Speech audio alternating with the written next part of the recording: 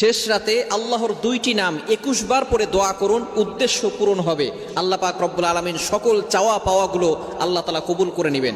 আল্লাহ তাআলার দুইটি গুণবাচক নাম রয়েছে, মনে রাখবেন আল্লাহ তাআলার কিছু গুণবাচক নাম রয়েছে, এই নামগুলো পরে যদি আপনি দোয়া করতে পারেন অবশ্যই আল্লাহ তাআলা আপনার দোয়াগুলো কবুল করবেন। এটা আল্লাহ তাআলা পবিত্র কোরআনুল কারীমের ভিতরে নিজেই বলে দিয়েছেন। 9 নম্বর পারা 13 নম্বর পৃষ্ঠার 4 নম্বর লাইন সূরা আরাফের 180 নম্বর আয়াতে আল্লাহ তাআলা বলছেন, ওয়ালিল্লাহিল আসমাউল হুসনা ফাদউহু বিহা। আল্লাহ তাআলার এই গুণবাচক নাম পড়ে যদি কেউ দোয়া করে আল্লাহ তাআলা তার দোয়াগুলো অ্যাকসেপ্ট করে নেন, কবুল করে নেন। এজন্য শেষ রাত যে সময় আল্লাহ তাআলা প্রথম আসমানে এসে বান্দাদেরকে ডাকেন, এই সময় যদি কোনো ব্যক্তি আল্লাহ তাআলা দুইটি নাম পড়তে পারে আল্লাহ তাআলা তার সকল উদ্দেশ্য পূরণ করে দিবেন। এই দুইটি নাম সূরা ইখলাসের ভিতরে রয়েছে। আমরা সূরা ইখলাস সকলেই জানি।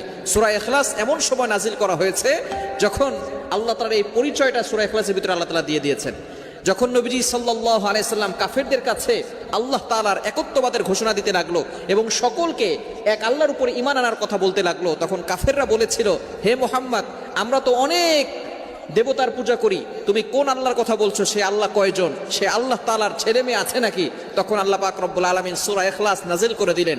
রব্বুল আলামিন বলেন, কুল হুয়াল্লাহু আহাদ আল্লাহুস সামাদ লাম ইয়ালিদ ওয়া লাম ইউলাদ ওয়া লাম ইয়াকুল লাহু কুফুয়ান আহাদ। কি চমৎকার একটি সূরা! এই সূরা যে যত বেশি পড়বে তত বেশি আল্লাহর নৈকট্য অর্জন করতে পারবে। এখানে দুইটি নাম, একটা হচ্ছে আল্লাহু আস-সামাদ, খুবই চমৎকার দুইটি নাম না? আল্লাহু আস-সামাদ, ইয়া আল্লাহু ইয়া সামাদু, ইয়া আল্লাহু ইয়া সামাদু, কুল হুয়াল্লাহু আহাদ। নবী হে আপনি বলেন আল্লাহ এক, অদ্বিতীয়। আল্লাহ